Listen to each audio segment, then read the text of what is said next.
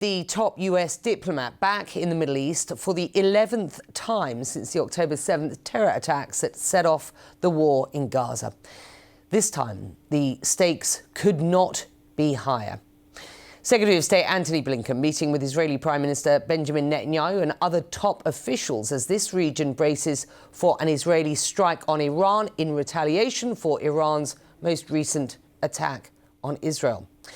Blinken's visit coming amid pessimism in Washington over the prospect of finding a diplomatic solution to stop the wars in Gaza and in Lebanon. Well, Israel today defending its bombing near a hospital on the outskirts of Beirut that officials say killed at least 13 people, including a child. And inside Gaza, the health ministry reports more than 42,000 people have been killed and some 100,000 injured since the start of the war. The head of the UN Agency for Palestinian Refugees describes horrific conditions in northern Gaza, where residents have been warned to evacuate. He writes on the X platform that the smell of death is everywhere.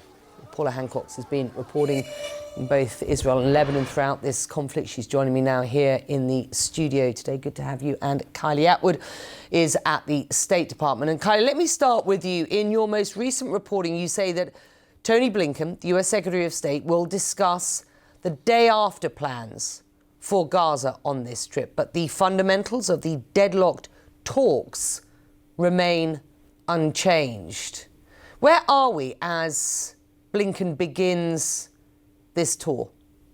Yeah, well, with your point to the day after plans, they will be discussed, but a senior State Department official said that even all of the regional allies that the U.S. has been talking about those plans aren't on the same page. So they can't even really get there until they actually solve the fundamentals here, the basic necessity for there to be a ceasefire, for hostages to be released, and that even remains a question mark. We've heard from U.S. officials over the last few days after the death of Yahya Sinwar that they really felt that there could be an opportunity here to seize the moment, to bring forth an end to this conflict. But even a senior State Department official on the way over to Israel with Blinken told reporters that the U.S. really doesn't actually know what the next few weeks are going to look like with regard to the future of Gaza, these future potential hostage and ceasefire talks. And fundamentally, one of the reasons for that, this official pointed out,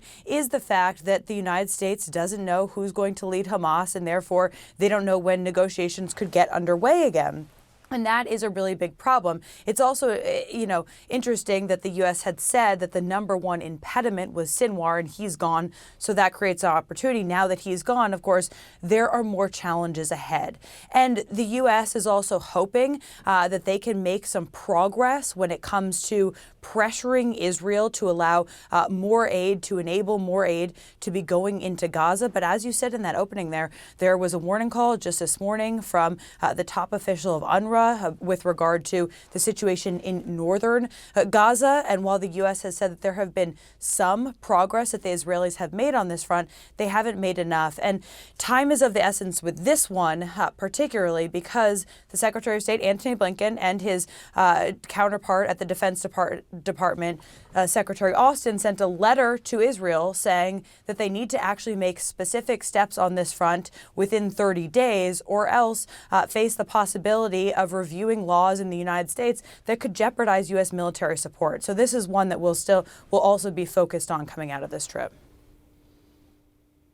Yeah, it's good to have you. Thank you. That's Kylie Atwood at the State Department, and you are looking at pictures of Antony Blinken arriving in region. Meanwhile, Paula, the IDF pounding both Gaza and Beirut and Lebanon. I want to start with Lebanon, where we've seen a strike on one hospital already, and we have just heard an ominous warning from the IDF spokesman Daniel Hagari. That was earlier on Monday. Have a listen.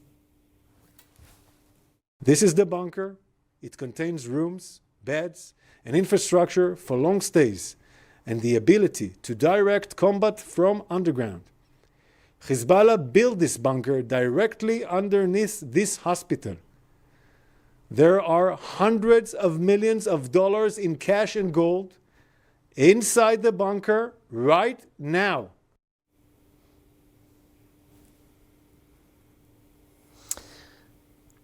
we hearing from Lebanese officials about those allegations? Well, Becky, there's an absolute pushback from Lebanese officials, from the directors within the hospital as well, that what Hagari was saying is accurate. We've heard from one of the directors saying that it's a hospital that's been there for more than 40 years. They have no political affiliation. He's actually been inviting journalists, UN members and Lebanese army into the hospital to try and show them that there is no truth to this. One of his quotes is this: "The Israeli allegations are baseless and are a pretext to justify attacks on Lebanon and its institutions."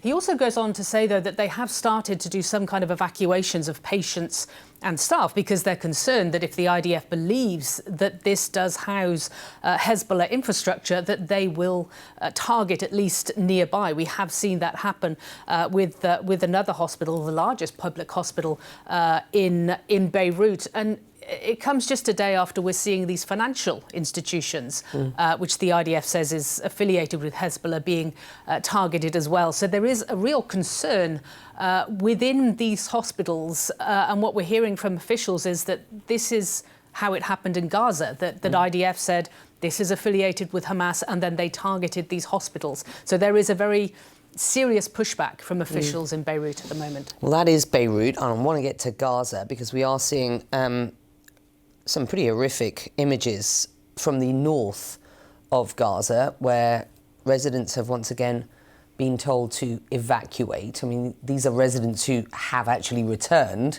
to northern Gaza. What's the IDF saying about its targets there? So the IDF actually provided us with some drone footage, which they say proves that they are safely evacuating civilians from out of the area. This was Jabalia refugee camp specifically. It's where the Israeli military started an operation more than 2 weeks ago, saying that they believed that Hamas was rebuilding, regrouping, and this was where they needed to target them.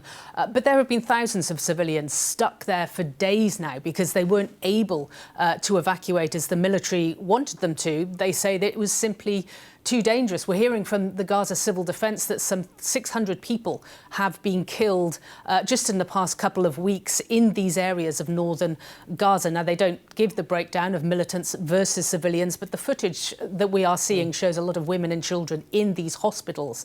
And we're also hearing more concern from the UN on the ground, saying that even their workers can't get food, they can't get water.